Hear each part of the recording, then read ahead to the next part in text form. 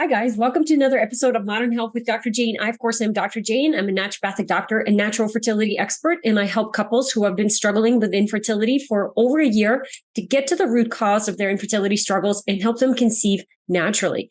Today, I want to talk to you guys about where to start. There's so much information out there. There's a lot of overwhelm, and the biggest thing that women come to me who are trying to be proactive about their journeys is you want to know, where do I start? Where do I start? Is it the diet? Is it the lifestyle? Is it tracking my menstrual cycle? It's confusing. There's a lot of information. Some of the information can be contradictory. And unfortunately, there's absolutely no professional support unless you have already started to try and you have been struggling to conceive for a year. And for someone who works with couples who have, most of my couples have been struggling with fertility, I would say on average 3 years, but it can be anywhere between 2 to 5 and even 2 to 7. So when you've been struggling with infertility for a long time, even when you get professional support, it's minimal at best. I'm shocked how quickly couples are told to go through the IVF route or even recommending the IUI if you're feeling more hesitant about the hormones without even doing proper lab testing. So women are being put on progesterone without knowing if progesterone is in fact an issue for them. How low is that progesterone? How long has it been low for? And what is the cause of that low progesterone? Are things that the conventional system is not even looking at. And a lot of women go undiagnosed for a long time. So it's a really big frustration. So in this episode today, I kind of want to help you outline what are the main things that you need to focus on and you need to start if you want to optimize your fertility.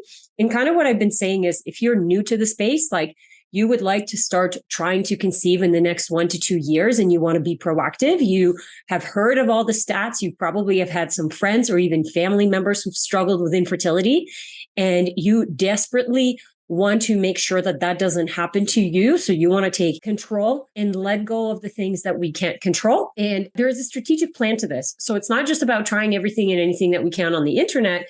There is a strategic plan, and I want to share that with you because here's the mistakes, 3 common mistakes that I see couples make and women make when we're first starting into the journey is you're doing nothing, just do absolutely nothing. You kind of get paralyzed with all the information and overwhelmed, and you have no idea what's what. So you're like, you know what? I'm just going to do nothing. And it's not that you want to do nothing, but like it's an overwhelm of information.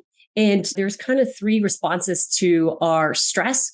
It's fight, it's flight, or it's freeze, right? And so you might be in that fight or flight, or you might be in the freeze state.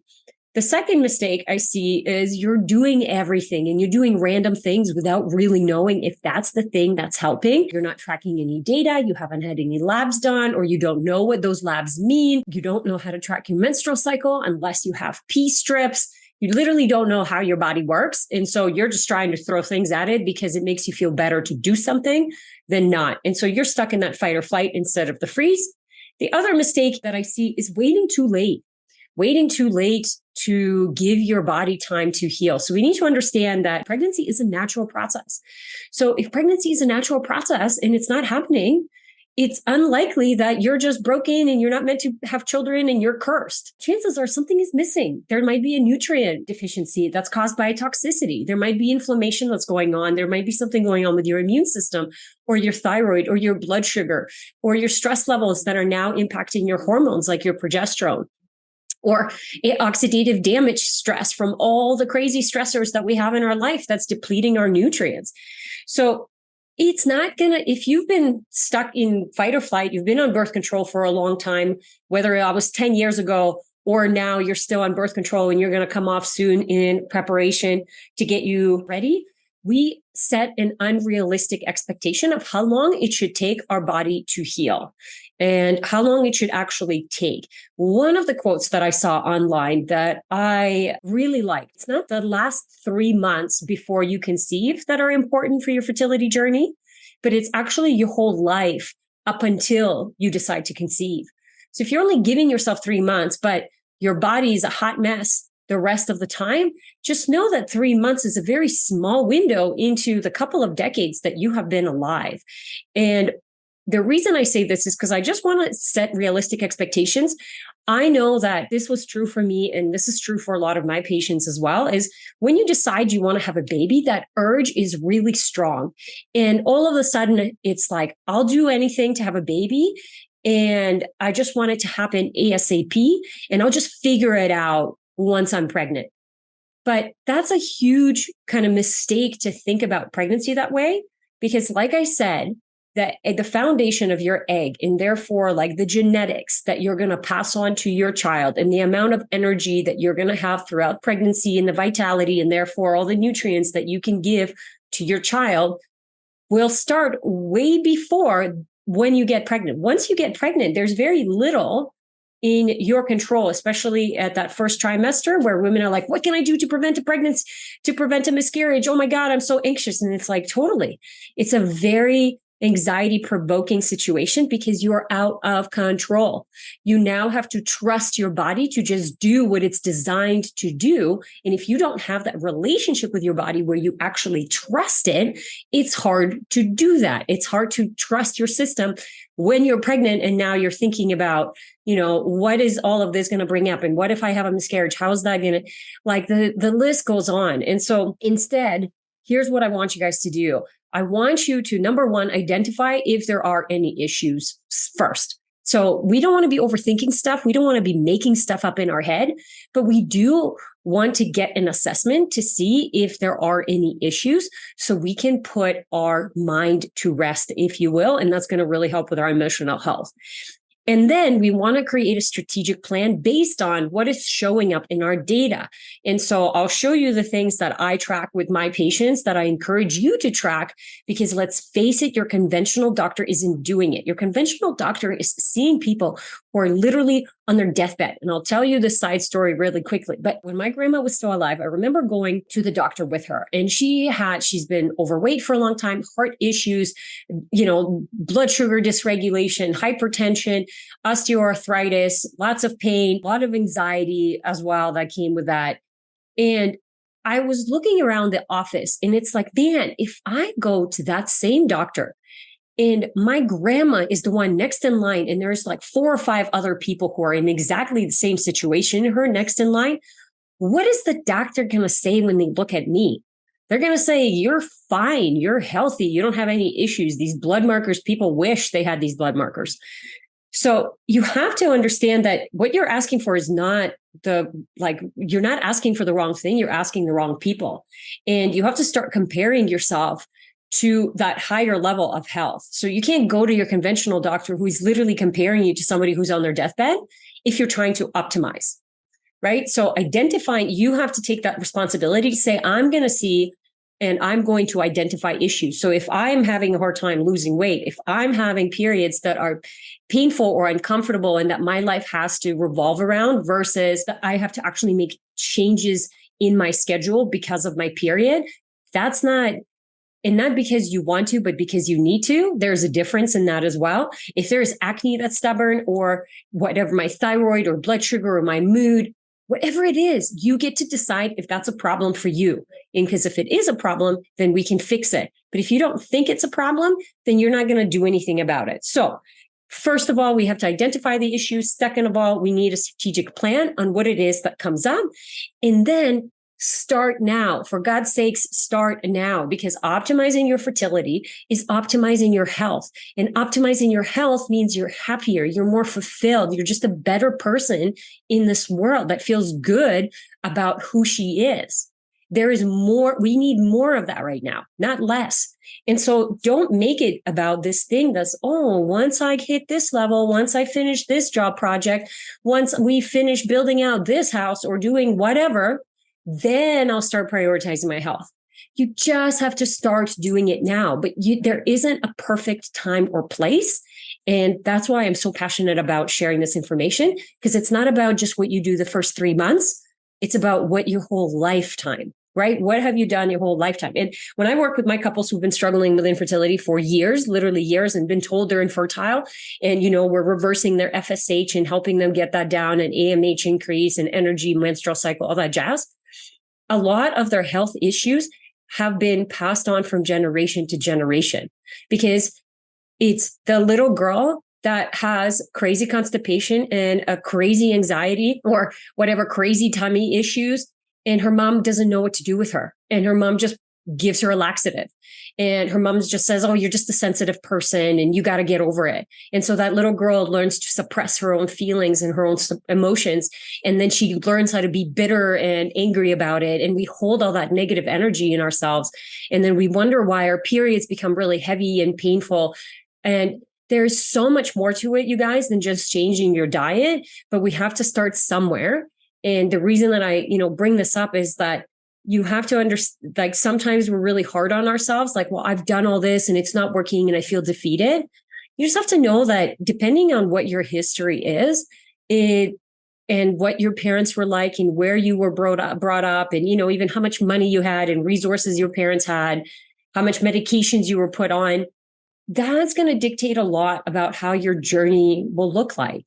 And it might seem unfair, but like literally nobody has it as fair. Like there's nobody that has, I believe anyways, has this silver spoon. And everybody who I know who have been really healthy and really wealthy and, created some freedom in their life, it's been because they worked really hard at it, not because it just kind of fell on their lap. Because people who it like falls on their lap, they don't appreciate it. So it goes away and their health usually is compromised. So it's just like recognizing that you're in your own lane, and we got to stop comparing ourselves, especially when it comes to the fertility journey, because you're just in your own lane. You're trying to evolve into a new version of yourself. And that evolution has to happen for you, not for somebody else, right? You don't have control of what happens for other people.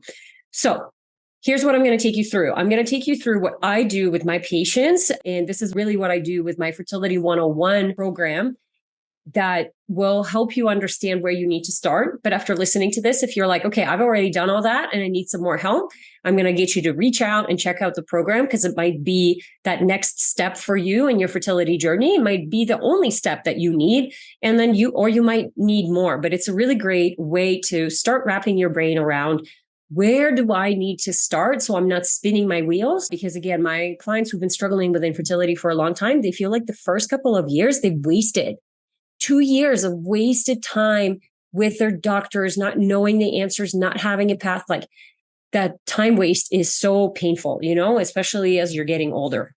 So here are the 3 things that I need you guys to do, and they need to be done in order, if you will.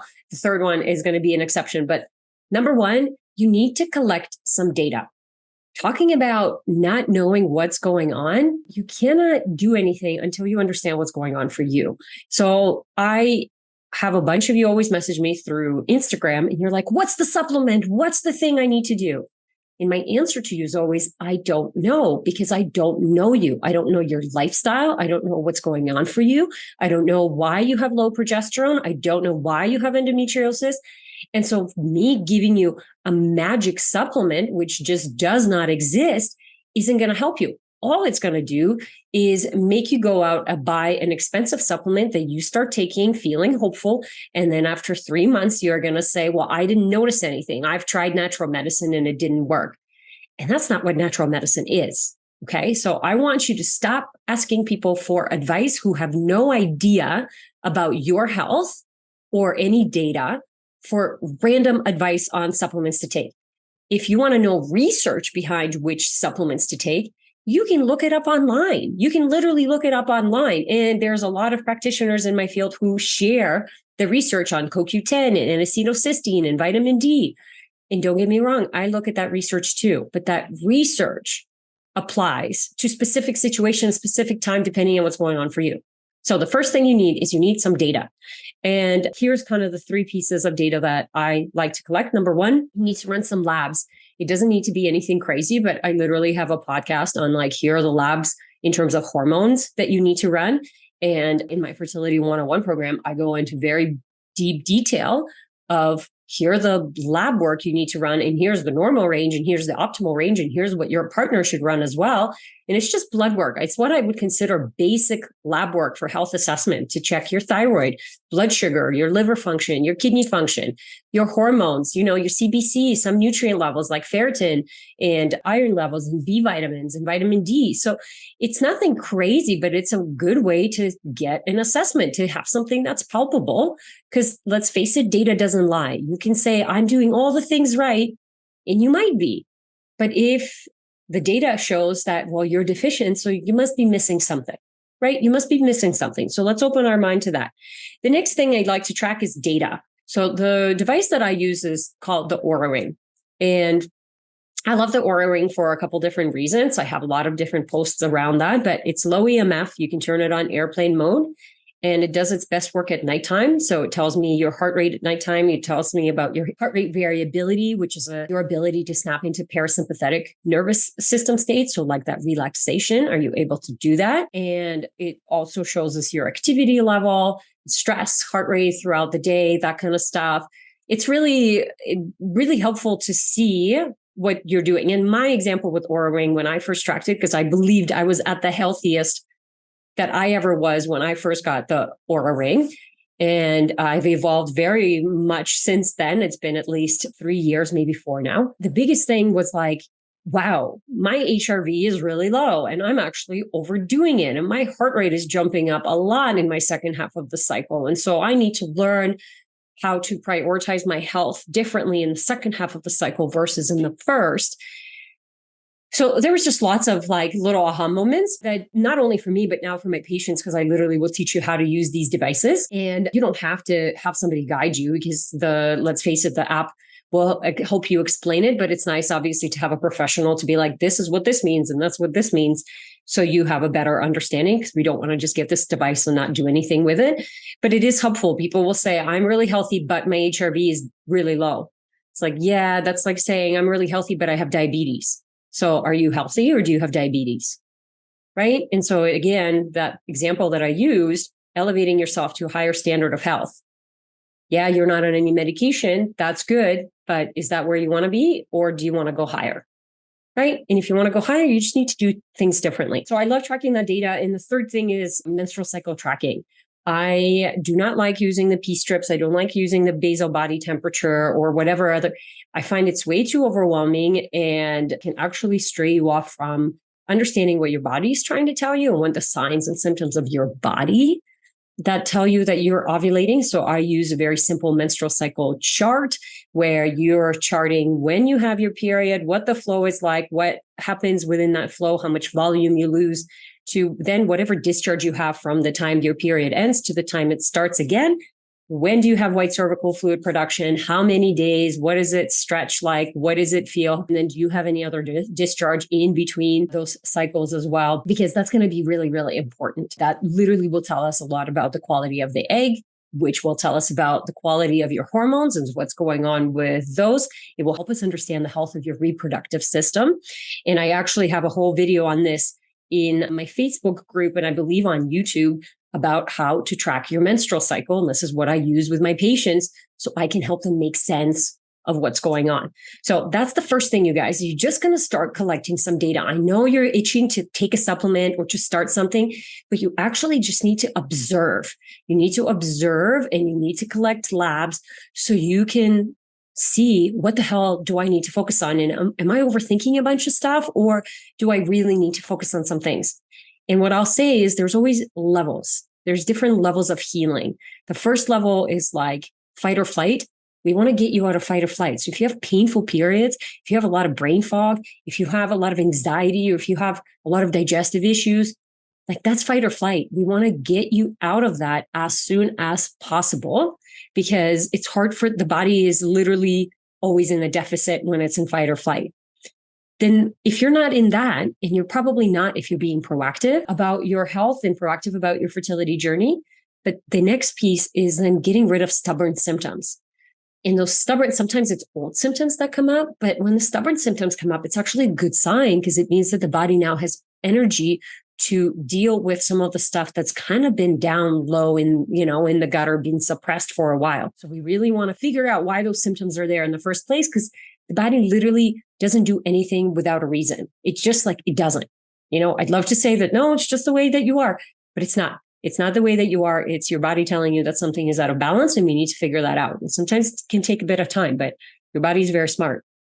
And then the third piece of healing is like when you stress the system, what happens? What shows up? So if you train for like an event or you do an event like a marathon, what's the thing that breaks down? Or when you're under high stress, is it your digestion? Is it your sleep? Is it your nervous system? Is it, right, like your muscle and lactic acid? Is it joints? Like there's going to be different stuff that pops up for everybody. And I think that's a really good opportunity to look and say, hey, when I'm stressed, my weakest link is going to show up. What is your weakest link? Well, let's look at that, right? So there's always the next level of healing. So set yourself a higher bar.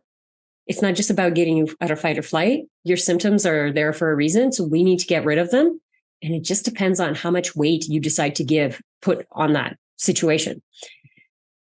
The second thing, so once you have the data, the second thing is we're going to prioritize your health based on your data.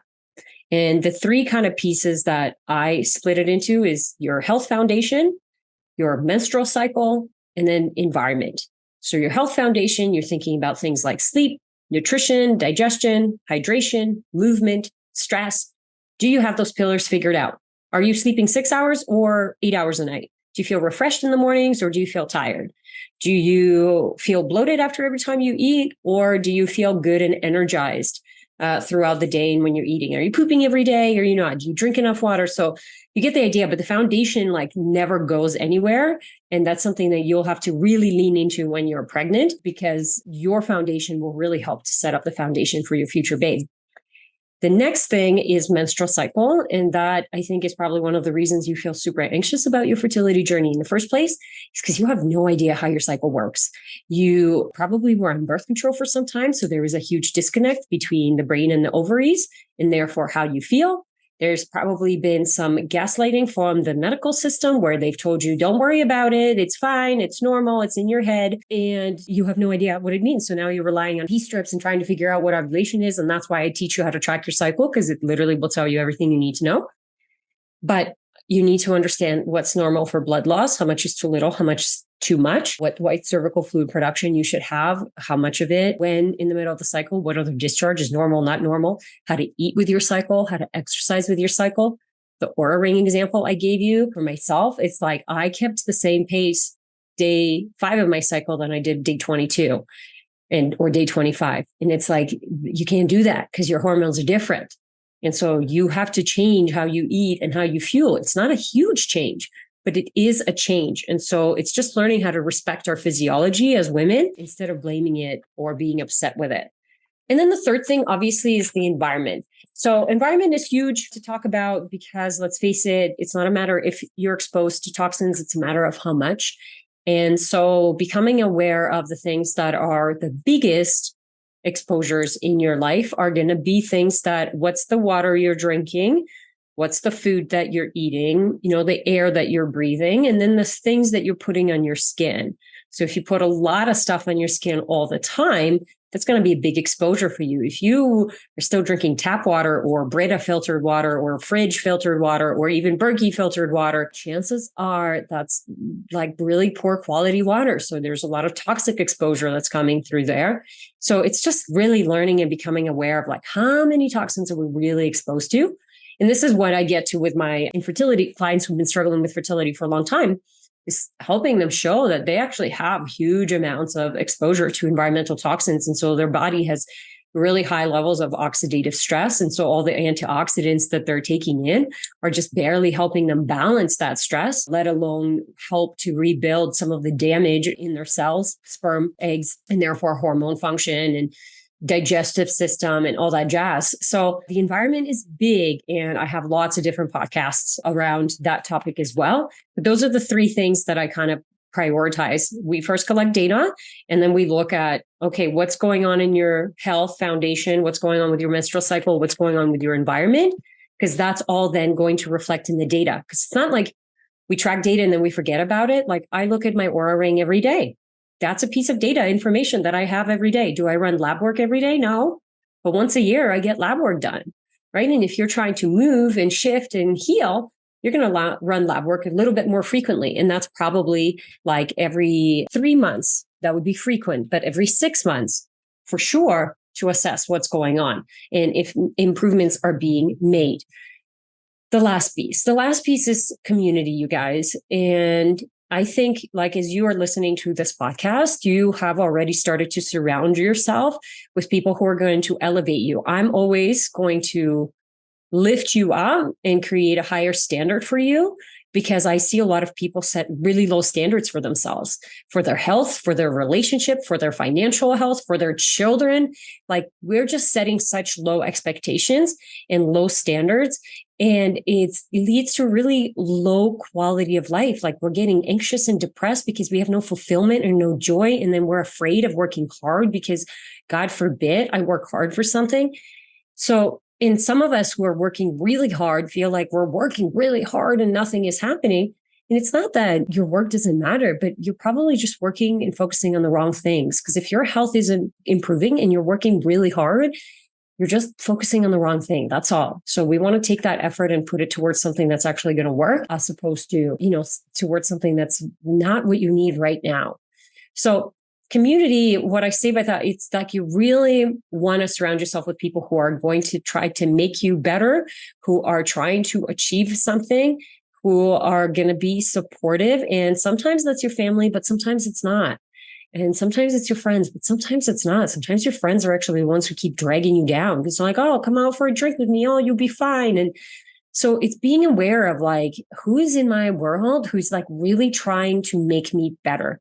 Because if you don't have anybody in your world and you're the best one and you're struggling with all these issues, whether it's acne or menstrual cycle or weight, that's stubborn, then you're just in the wrong room, right? Like, if you're the healthiest person in the room and you're still struggling, you're in the wrong room. I guarantee, like, as soon as you go into that different room, and that can be sometimes Facebook groups, right? It could be working with a mentor, listening to a podcast, like whatever information you consume, it's going to really, really make a big difference. And so here's what I want to leave you guys with. It's the changes that you need to make are changes that need to be permanent. You're trying to become a different, better version of yourself. And what I say to my clients who've been struggling with infertility when we first start working together is, the person that's sitting in front of me today needs to be a different person that gets pregnant. So you literally need to change and grow in order to get pregnant. And sometimes we just look at it as the physical component, like, but I already changed my diet. I get it. There's probably going to be tweaks in there. But again, we're going to use data and lab work to assess that instead of just guessing. And the truth is, you want to be open to, who do you need to become? Motherhood is in a crazy journey. It's really empowering, but it's really also really, really hard. And I think if you're proactive and you want to build resiliency and emotional resiliency, mental resiliency, you need to do that now, because that's just going to make you a better person. That's going to make you a better mom. It's going to make you a better employee. Like, it's going to make you better, period. So don't resist that change. And what I drive for people is kind of these 3 humps. Your fertility journey should be your healing journey. That's it. That's what you're just trying to heal, because your body, it's a natural process, you guys. Do not forget this. Pregnancy is a natural process. And if you believe that painful periods are normal because you have been told by your mom, your doctor, your friends, whoever, that painful periods are normal, just know that it's not. I have podcasts literally on women showing that, like, that's what I was and now I'm not. And it's really powerful, and you can do the same thing. You just have to decide. But that first mountain is really learning how to take care of yourself, learning how to bring energy into your body instead of running on zero all the time. And then it's about learning how to trust yourself. You have to learn how to trust yourself, because once you become pregnant, you have no control. And so you have to trust, or you have very little control, I should say, but you just have to trust that your body does what it's going to do, what it's meant to do. And you can't do that when you never trust your body, like when you literally think your body is against you. So once you get over that first hump, if you will, the first mountain of your fertility journey, and really step into it as a healing space, pregnancy is its own journey. And it can be really empowering, or it can be really traumatic. And so if you set yourself up for success, by learning how to trust yourself, bringing up your energy, fixing, balancing your hormones, all that jazz, then pregnancy is going to be a lot smoother. There's going to be a lot less unpredictable events, if you will. There's going to be some, but you're going to feel a lot more in control. And then postpartum, the next hump, the next really big shift is where you get to meet your baby and grow your baby. This is where we think about creating generational health. What I'll leave you with is if you have painful periods or, irregular periods or whatever, imagine you have a daughter and she has the same things as you. How silly are you going to feel saying, let's go on birth control because that's the only thing I know to do? You would hate to do that. You would hate to do that. So I really urge you to figure your stuff out now. Start now. Don't wait till you're struggling. Just start now because it's worth it. You feeling better in your body is worth it. And I, like someone who is a naturopath and literally has spent hundreds of thousands of dollars on my education and continuing education and working with mentors, I do not regret a single penny. And I would go back and do it again. And I would spend all my savings and all my money on figuring out my health because I know what it has achieved me now. And I would do it again, even though I didn't know back then, right? You guys I see people all the time saying, I will do anything except this, except run this much lab work or except. And so I just urge you to really figure out what is your health worth for you? And what are you really trying to achieve here, right? Because if you're trying to achieve generational health, that means you're going to have to put in some work and it's not going to be easy, but it's going to be so amazing on the other side. So I hope you guys find this helpful. Those are my 3 pieces that I do. If you want help, if you're like, okay, I've done all this already, and now I just need a bit more help and guidance, and I actually want to be part of a community of like-minded women and guided through a practitioner, I want you to go ahead and click on the link below and learn more about my Fertility 101 program. And if you have any questions, feel free to send them to me through the DMs in Instagram. I'm on there all the time. I love answering your questions. I make podcasts like this because you guys ask for them. So whatever questions you have, I just want to help you go along on your next journey, whatever that step is for you, whether it's going to the Fertility 101 program or working with me one-on-one, or it's working with another practitioner, or it's doing something on your own. It truly doesn't matter, but you just have to make a decision to do something instead of stay exactly where you are, because that's the worst place to be. And so I hope you guys find this helpful. Let me know if you have any questions. So much love for you for joining. If you are new here, I'd love for you to click the follow button and give me a rating.